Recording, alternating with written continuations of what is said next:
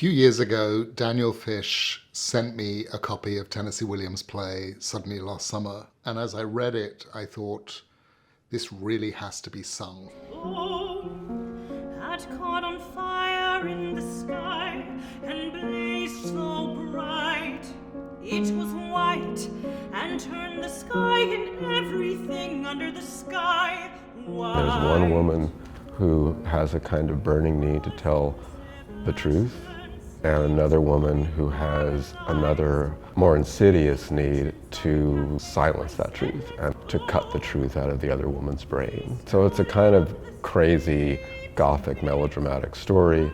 The passions in it are so high, and it's so intense and poetic and gothic that I thought it was crying out for a musical treatment. I'd been thinking for some time about approaching the great composer Courtney Bryan. The brief for Courtney was to not tie herself in any way to the conventions of opera, but to bring in her own musical spirit, which is very much grounded in musical traditions of New Orleans, her own city, and to think about what the interplay of her sensibility and that of Tennessee Williams might produce.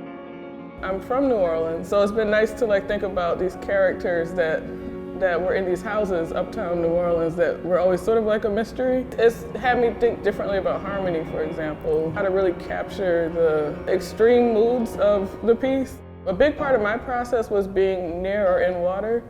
So I went to Mississippi to write the first drafts, and then when I was in southern France, I made sure to put my feet in the water on the Mediterranean. The part I think about of opera that I'm really drawn to is the idea of storytelling on a grand level with a big focus on music. Really, really lucky to get to work with Courtney because Courtney comes from the jazz world, but is also writing contemporary classical music. She's really leaning into what makes me special as an artist who has that flexibility around genre. And the same thing goes with Daniel. The way that Daniel works is that he wants to try things in as many different ways as possible so that we can really find the truth of what's on the page, what's in the music, and what's in here. Almost everything that we develop at Fisher Center Lab, which is our residency and commissioning program, is an experiment in form. And that's very much what's happening with this production of Suddenly Last Summer.